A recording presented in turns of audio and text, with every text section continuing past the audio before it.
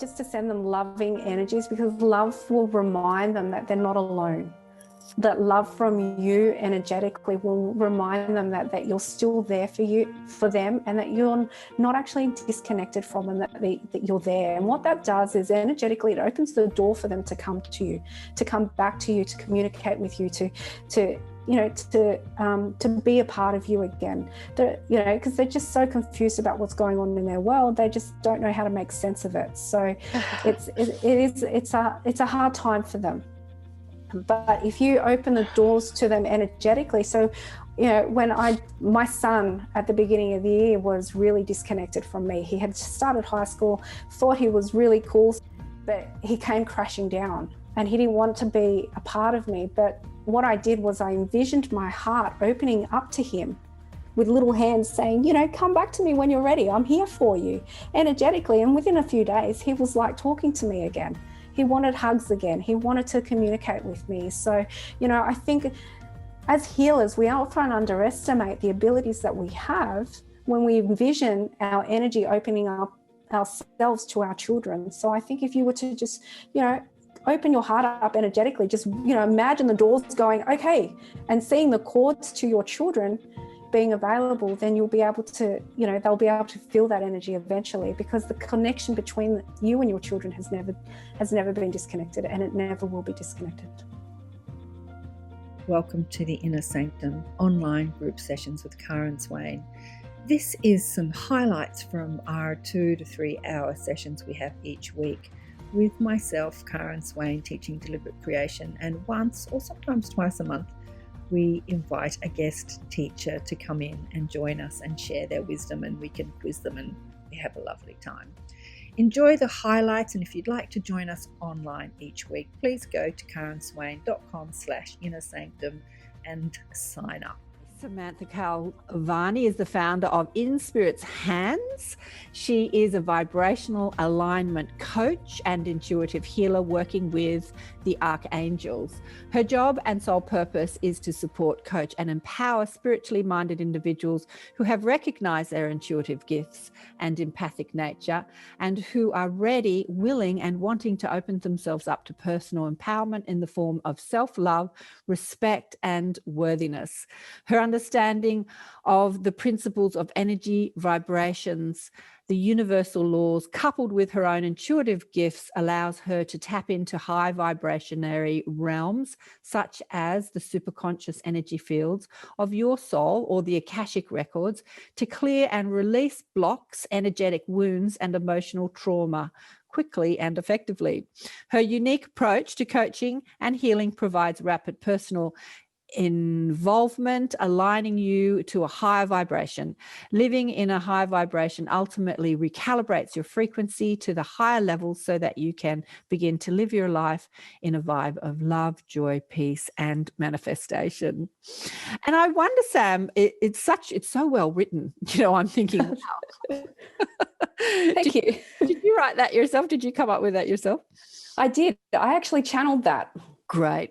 Perfect. So a lot of the work I do is channeled even on my website. So where I've just finished a course on unlocking your inner intuition, and the whole course was channeled for the course participants. So and everything I do is channeled. When it comes to this work, I just tap into the realms of consciousness wherever I need to go, and I just bring the information forward. Just bring it on through. So let's just hear a little bit about your story. How did you recognize who you were, and did you understand who you are as a young child? Did you have your brothers and sisters kind of tapped in as well? No. So I first realized that I was actually a medium when I was around 3 to 4 years old. So my mum's father had passed when she was a baby, and he would often come and visit me, and I would say to my mum, oh, look, my grandfather's here, and I'd have conversations with him and tell her about the conversations, and she would just freak out. She was like, no, you can't do that. So I shut it down without realizing it. But even growing up, I knew that I had some level of deep wisdom, because a lot of my friends through school would come to me and I would give them advice, and I would have absolute no idea where this advice would come from. And then I got married quite young, but that marriage was quite toxic, and I ended up leaving the marriage after having my first 2 boys at the age of 25, and that's what started my awakening. So it was a period of dark night of the soul. So it was very, how do I explain it? Very dark. There's no other word for it. I had a lot of healing to do, a lot of understanding to do, a lot of learning and growth.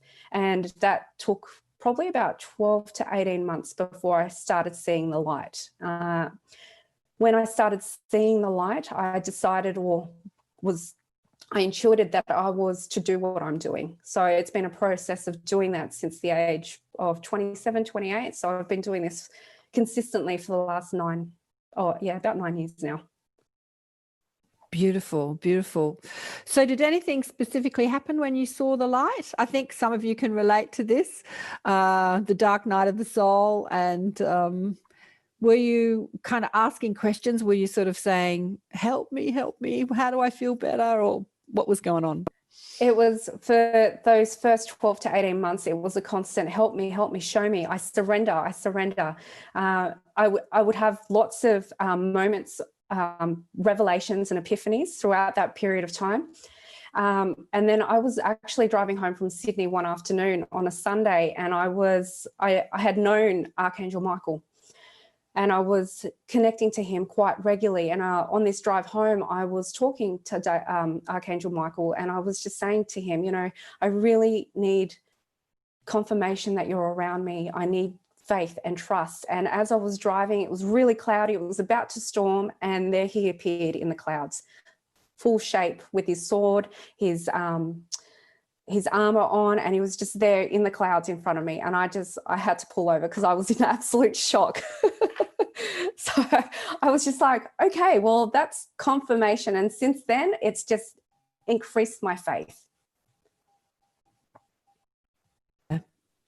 God bless Archangel Michael. You said to me too that you did a Reiki angel course of some description. I think that when you were trying to figure out, okay, what I've got Archangel Michael in the clouds, and I'm seeing dead people, like, what do I do with all this? You did an angel. Is that the first healing course you did? Yeah. So I was initially working with another psychic who was helping me develop my gifts, and then because my connection with the angels was so strong, I just kept hearing Angelic Reiki, which is the modality that I learned, on Angelic Reiki. And then I started doing Google searches on Angelic Reiki, and I found a practitioner here in Canberra, and she was running a course a few months later. So I signed up, and I'd actually, to pay for the course, I'd actually had to sell my old engagement ring, which was also a sign of clearing the old, getting rid of the old and starting the new. So because I was a single mum at that time, and I was struggling with finances and getting my life back together. So I sold the ring, paid for the course, and then my life took a turn again. And that's when In Spirit's Hands was developed. So I was at work one morning, and I said to angels, because I was communicating with the angels quite a lot at that point, and I said, I need a business name. What is that? And I'd asked that when I had woken up that morning, and a few hours later I was at work, and the words In Spirit's Hands came to me, and I was like, oh, okay, all right. I'm like, and initially I was like, no, I don't like it. Initially I was like, no, In Spirit's Hands, no, it's not modern enough. No one's going to be drawn to it. It's not what I'm after. So I just put it on the back burner. And then I kept asking another business name. And all I kept getting was In Spirit's Hands, In Spirit's Hands. So I just said, okay, well, I'm putting my soul in Spirit's hands. So here it is. Absolutely. Hallelujah. I know, listening to your story, just listening to my, remembering my process of setting up websites and finding names. And, you forget that you've got the mob or the team that you can ask even about these sort of human things, like what do I call it? And what shall I put on my blurb? And I forgot that. Like, I forgot that so many times. I would like be in my logical mind trying to think it up instead of just relaxing and just saying, I don't have to think it up. You can just, give me some words that I can play with. Yeah, it's good to remember to use them for those purposes too, not just healing and all this profound stuff. You can use them for it's really practically. Absolutely. Yeah, absolutely. And, with my clients, I always encourage them, especially because they're awakening, I always encourage them to invite the angels in, because they can't help us unless we invite them in. They can't support us the way that we want to be supported unless we surrender to them and ask for the angels to come in and help us in every single way, because they're more than happy to do that. They're more than happy to help you with a car park if it's, if you're running late for work, or you need a car park at the front of the shopping center, for example. I always ask for car parks. I get them without a doubt every time. If it's to help with paying a bill, whatever it is, they will help you with absolutely everything. You just need to invite them in, because once you've given them permission to help you, they will definitely guide you, and you will get messages, you will get insights every single day. Absolutely. As we were driving down, so David said to me, I don't know, a month or two ago, I can't remember how long ago, but I'm going to go down and have a healing with Sam. And I'm like, you're going to drive to Canberra? It's like 3 hours from Sydney. I said, you're going to drive? You can do it on Zoom. Why are you driving all that way? And he goes, I don't know, road trip. And I said, well, I want to come too. That's a good idea. Yeah, road trip. That sounds good. Let's do it. So we drove down to meet Sam. I can't remember how long ago that was, a couple of months ago. Anyway, and David's phone never stops ringing. And one friend rang, and she was talking through the speaker, and another amazing healer. And she was talking about Reiki, which we discussed at lunch. Do you remember? And she was saying that she was talking about her psychic ability. She was amazing. Like David said hello, and then she started talking, and she didn't stop talking for about 40 minutes. But she had some fascinating things to say. And one of them was that Reiki had finished on the planet, and that she saw the Reiki masters. She saw this big dragon kind of going out into the cosmos, and all the Reiki masters following and leaving the Earth's realm. And I thought, wow, that's so fascinating. And she said that the energy of Reiki, which has been a fabulous energy for the planet, is now is no longer viable because of the shift in our frequency and the Schumann stuff and all the stuff we were talking about. It's not enough anymore. And so we were speaking about that at lunch. Do you want to talk a little bit about that and what the angels have showed you, Sam? Well, in terms of, it was Sui Reiki, which is the energy, which is the modality that you're speaking of. I feel that actually has left as well, because the energy of that was to help people wake up and help them shift into that higher level of consciousness. However, it's because we've shifted so much, the world has moved into the fifth dimensional consciousness level. That energy is no longer required. So I think this is where Angelic Reiki came in. This is what the angels have showed me, because they're bringing in those higher levels of consciousness into the earth. So Angelic Reiki is completely different in terms of Sui Reiki, because Angelic Reiki is where the angels transmit their energy through you into the client, or into the person receiving the healing. So there's no symbols, there's nothing like that. It's just a matter of being a clear conduit and allowing the angels to almost step into your energy field and use you as the healer to transmit that energy. And why do you think that they need us instead of transmitting the energy directly into the person? There still needs to be a physical person, a physical component to bring in that energy here. And because so many people harbour a lot of emotional trauma, they're not able to connect to that higher level and the higher realms of consciousness easily. So they need a conduit of spirit, such as myself and such as you, and the others in this group, to hold that space, to hold that energy, and to transmit that energy into the client. And that makes it much more effective, because the client in that space will be more likely to surrender to the process, because it feels like they're going into meditation, so they can receive the healing that is most perfect for them at that point in time. Mm-hmm. So this is until they've done enough clearing that they can receive for themselves. Correct. Yeah. Yeah. Beautiful. Mm-hmm. So when you were doing the Reiki healing angel thing, did you meet your tribe, your mob, like the gang? Tell us how you met them and what they said to you. So I work with the Archangels and the order of the Seraphim. So there's not much information about the Seraphim, but there are about 9 levels of the angels, and the Seraphim are almost really high. They're kind of like the hand of God. They work with God, essentially. They're the right-hand man of God, I should say. So I work with them and the Archangels, and that's all I've ever been shown. So I've always just known that the angels are there. So I often work with Archangel Metatron, Archangel Michael, and Archangel Raphael. So they're the 3 that usually are around me and support me through all the healings and the sessions that I do with my clients. Mm-hmm. And what did they show you about yourself? Like, how did you know that you were a healer? Like, I'm just trying to sort of, for people that know that they're a healer, how they activate that and get out there and do their work. Like, what was your process?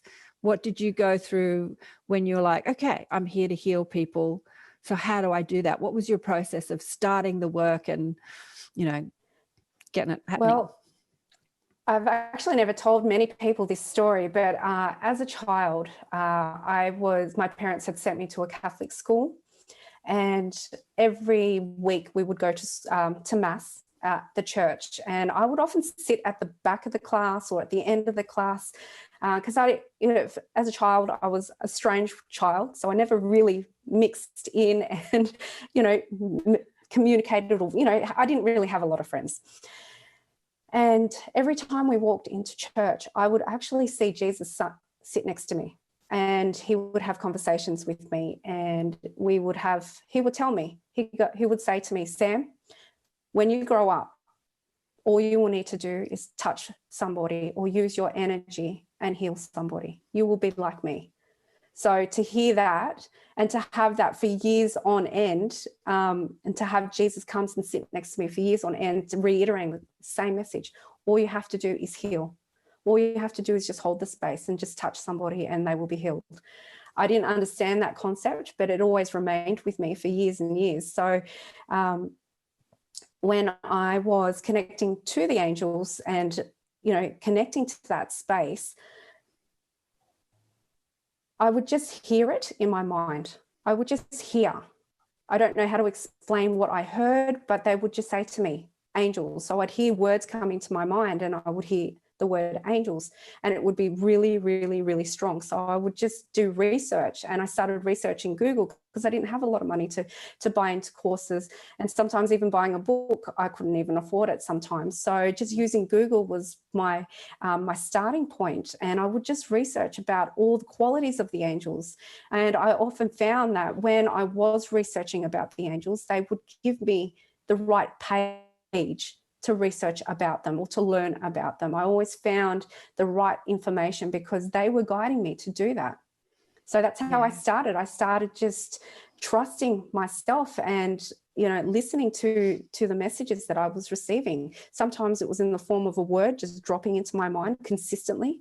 So that's how I explain that that's your intuition speaking to you. Sometimes I would see the words appear on my phone, angel, because they were making it really obvious. There's just so many ways that they would communicate with me. I want to say to everyone on this call that message that Jesus gave you when you were sitting in church is for every single person on this call. But what's happened in our world is that religion has made Jesus a rock star and untouchable and unattainable. And so when you receive a message like that, especially if you're a Catholic, like for me, who was not a Catholic or not even religious, when Jesus would come and yak to me, I'd be like, oh, go away. I didn't revere him because I wasn't religious. But when you are brought up Catholic, we get into this like, like, why me? Why am I so special if I'm like you? And what he wants to say and what he said to everyone is everyone's like me, like everyone's like me. But how did you get around your ego that wants to say, I'm not special, who am I to talk to Jesus? Like, how did you get around that, especially having a Catholic upbringing? I actually moved away from the Catholics, from my Catholic faith when I was about 18, 19. I woke up one morning, I just said, no, that's not right. That's not Jesus's message. Because I said to myself, I can access God anywhere. I can access Jesus anywhere. I don't have to be in a church or a special place to have that connection. So for me, that was the part of my faith in a different direction, moving away from the church, because I just started seeing a lot of things that just weren't aligning to me. So I just, in terms of my ego, there's no specific moment. I suppose because I was in such a place of despair, I just needed that faith. Right. And because the angels and Jesus were so consistent with their messages with me, it just reiterated the faith that I needed to have. So the more they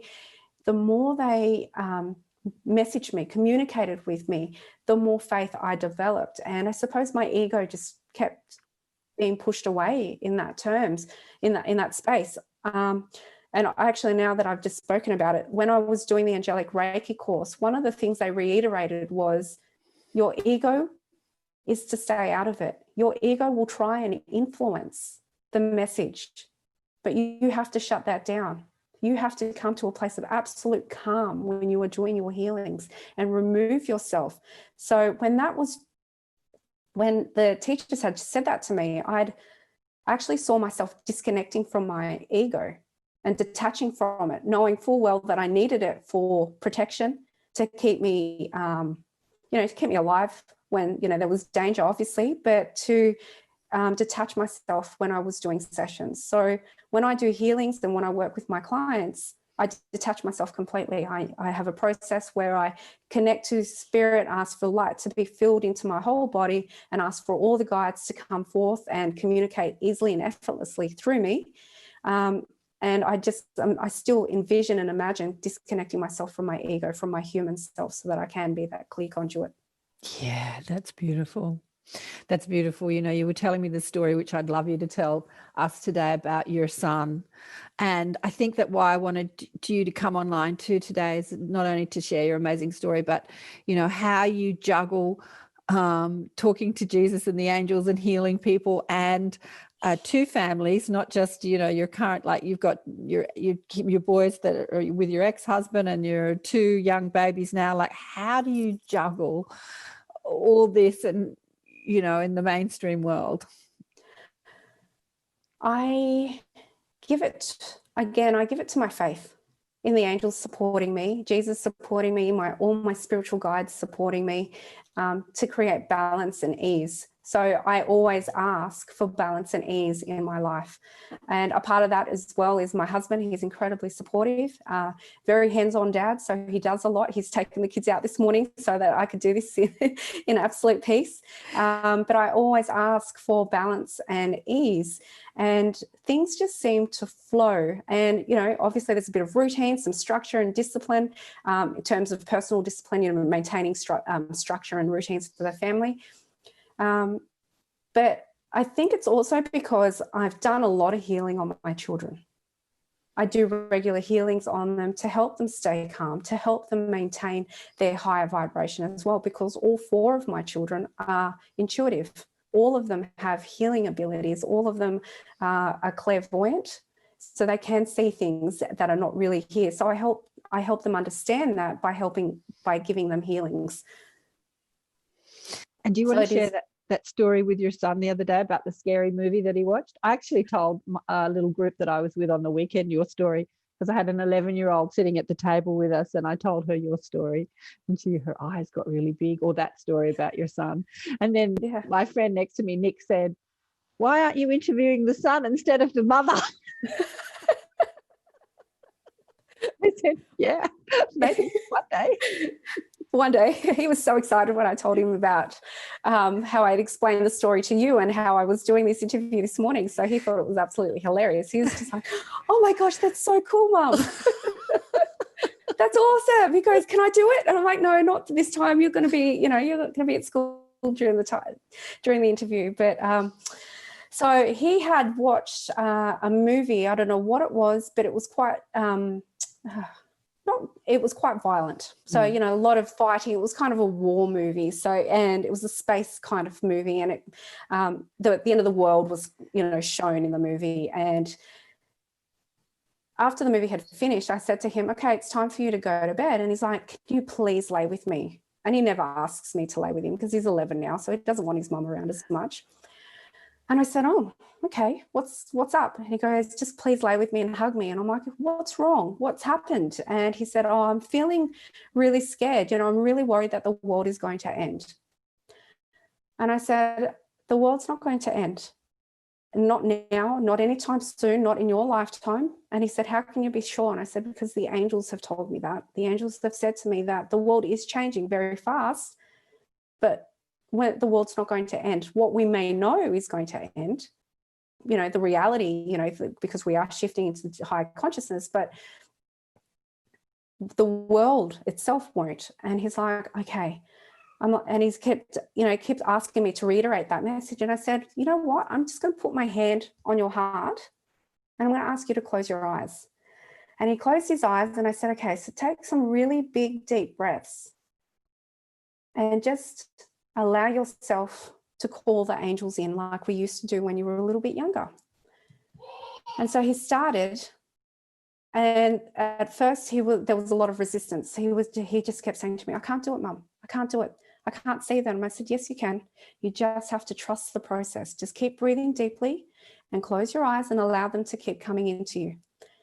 And slowly but surely, he just said, oh, with his eyes closed, they're here, Mum. I can see them. And I said, who can you see? So he doesn't know the names, but he recognizes colors. So he said, there's a blue angel, a green one, a very, very, very big white one who stands next to you all the time, Mum. And then there's a red one.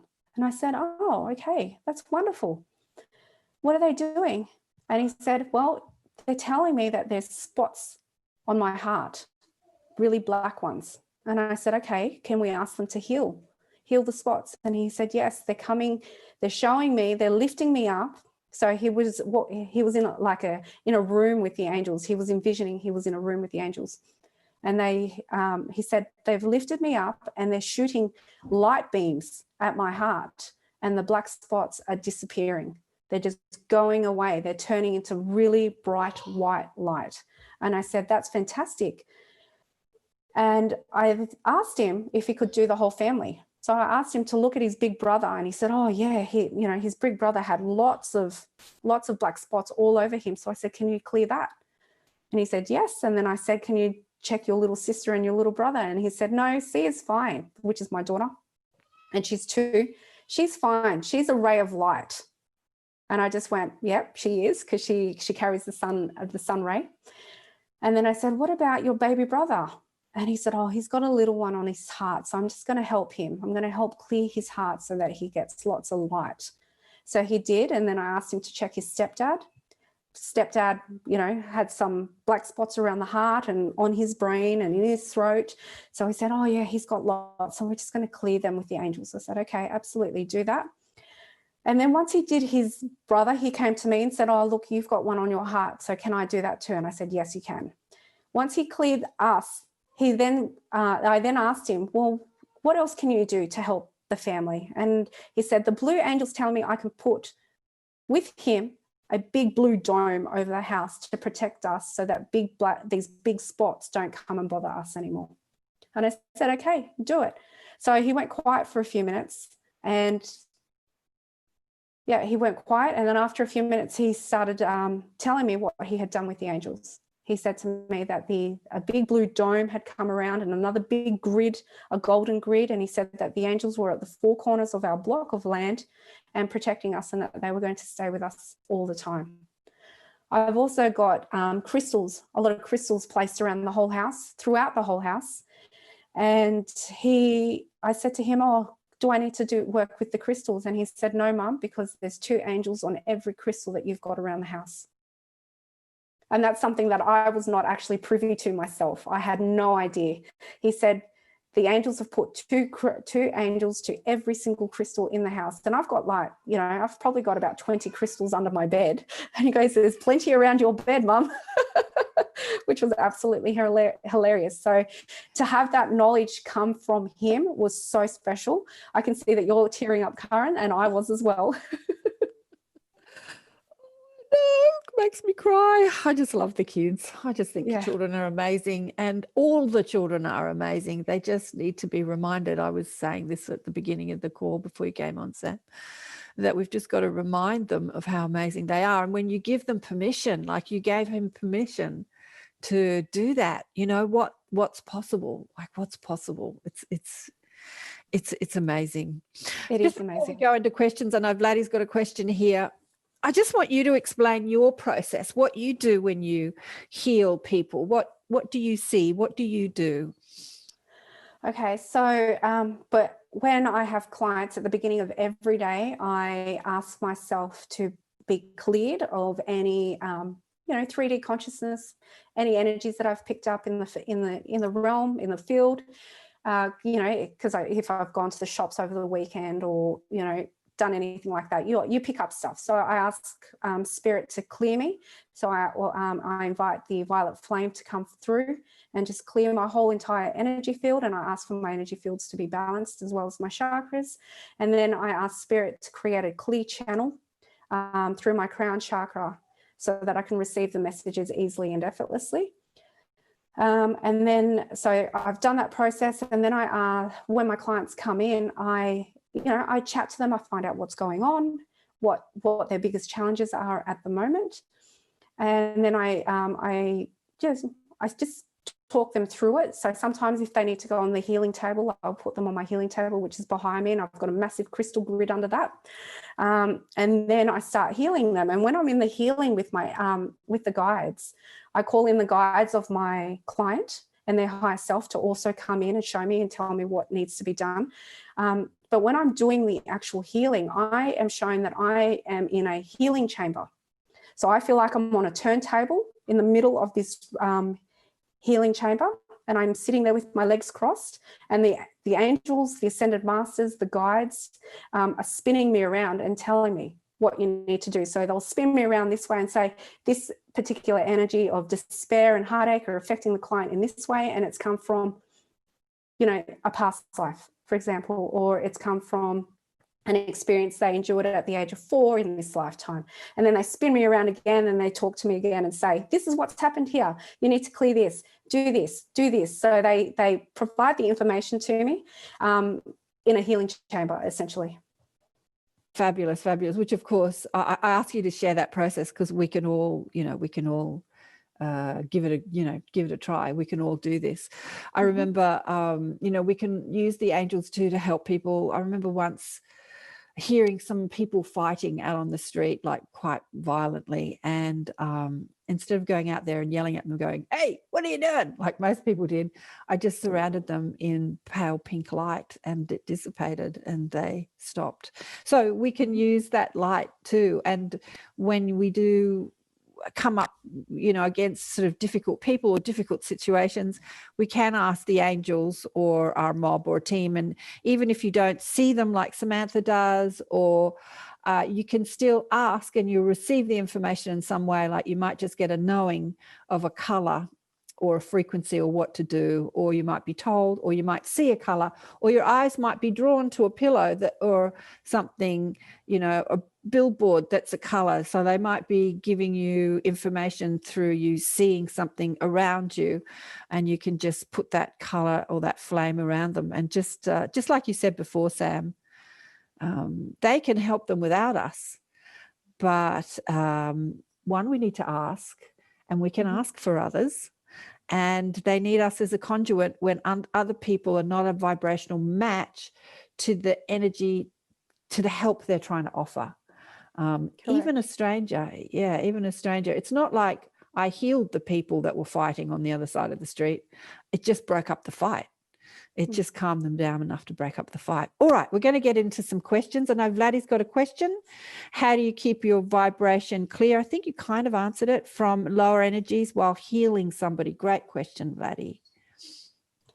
Yeah, so as I said, every morning I ask the angels, my guides. I also work very closely with the goddess Isis and the Kuan Yin, so divine mother energies.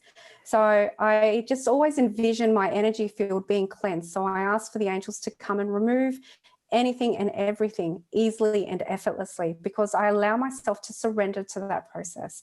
And because I'm asking, they will do it for me. They have no problems helping me stay clear. Some of the other things I do as well, I don't watch TV.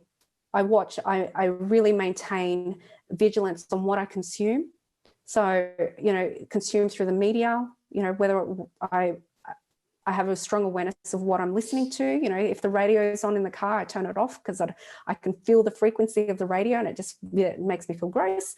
So I really am aware of what I choose to listen to, what I choose to read, and what I choose to watch. It doesn't mean that I don't watch movies or things like that, but I make sure that it's in a vibrational alignment and matched to me, because sometimes you can receive messages in movies. For example, I watched a movie a couple of weeks ago and I just had an aha moment because of it, because there was a scene that just went, oh, that makes so much sense to me. Okay. So really vigilant about what I consume every day. But like I said, every morning I just ask for the angels to come and clear me of whatever needs to go, whatever's keeping me from being my best and highest version of myself each and every day. Perfect. Okay. I'm actually going to channel this answer for you. For this particular child, I feel that they need to be made to feel safe. They need to be made to feel that they're heard and validated, because they feel like they're not being heard, they're not being validated, they don't feel that they're being supported. So in terms of angelic support, the angels are saying to me that you can envision a bubble, a golden bubble around this particular child, and this energy penetrating into their heart to make them feel safe, to make them feel supported, and to make them feel heard. It is going to take a little bit of processing to allow that energy to enter their heart, because this child has, a very strong heart wall there. But to help them adjust to that energy, it's just going to take some time, and then they will come around. You can also ask for the angels to clear any dark energies that are around this child, because they're willing to do that, because the child is asking for help. The child wants that level of support, but they're not able to express it, but they are asking for it. They're asking God for that help. So for you can ask for the angels to help clear that dark energy, and just help them energetically feel supported.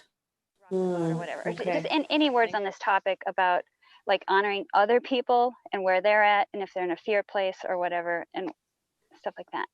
So the message I actually just received for you was, you are doing enough. Set the example and be the leader. Be the leader from a place of compassion and understanding. So if you set the norm and people start to see what you do, they will eventually follow. Because if you're doing it from a place of love, everyone else will follow.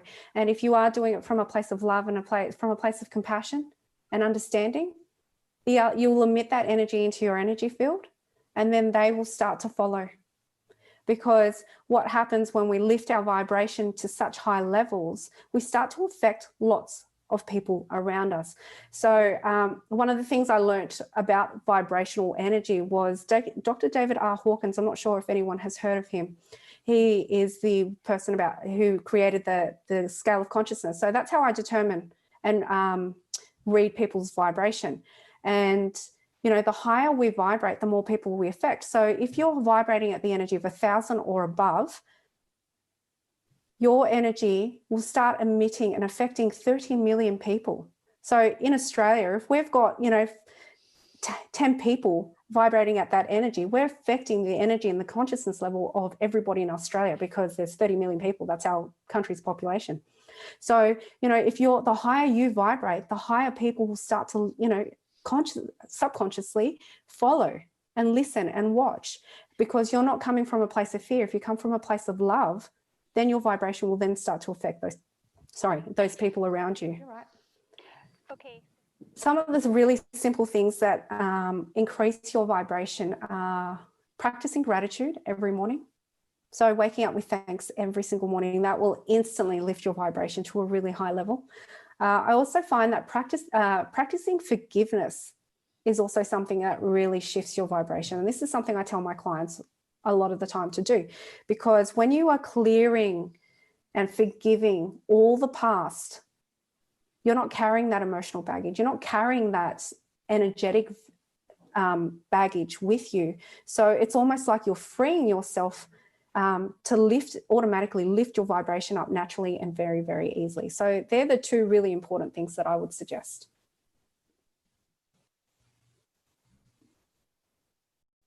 So Spirit is showing me that people or adults who have ADHD are actually high frequency beings who are here to bring in the higher levels of consciousness into the earth. So their higher vibration, their higher energy are bringing that new level of consciousness and consciousness into the earth. And because they're much more able and equipped to regulate themselves, because they have that sense of maturity, they can do that easily. So yeah, that's what I've just received. Back to the story you told about your son, and he was removing the black spots. What were the black spots? Was that negativity in you guys, or was that something more physical, or what exactly was that? So I did ask him to explain what the black spots were, but he couldn't articulate what they were, but I could. I intuited the black spots, and they were just, how do I explain this? So there were spots of density energy, so from the collective consciousness field that had trapped in our energy field. So the spots in my heart were energies that I had collected from, just being out and about, going to the shops, or, working with some of my clients, and just absorbing some of that dense energy into my heart space, stop that from happening. And also ask for, a bubble of love to be placed around you when you are working, so that the energy of love is not actually coming from you. This is one of the things I do as well when I work, is that the energy of love, I ask for a bubble to be placed around me, so that my clients are drawing from the love bubble, not from me. And that's what allows me to stay really high vibing in my sessions, because when I first started doing sessions, I would be zapped after 1 to 2 sessions, and I could only do 1 to 2 sessions.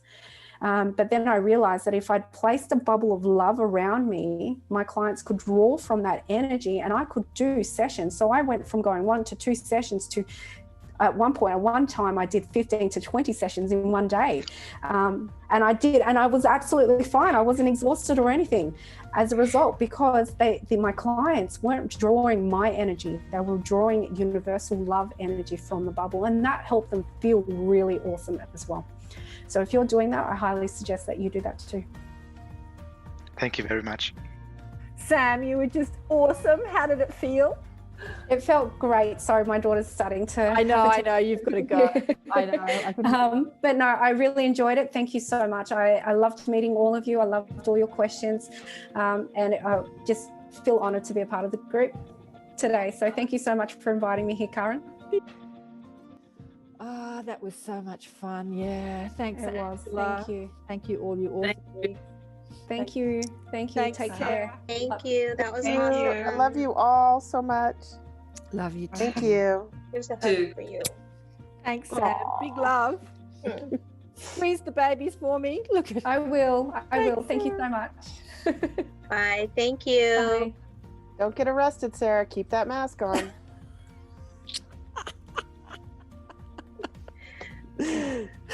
I love meeting on the go. Fabulous. Thank you, Sue. Thank you, Karen. Thank you, everyone. Otto. We'll do this another time. David. Thanks, guys. Twitter, Facebook. All right. Bye, guys. Bye.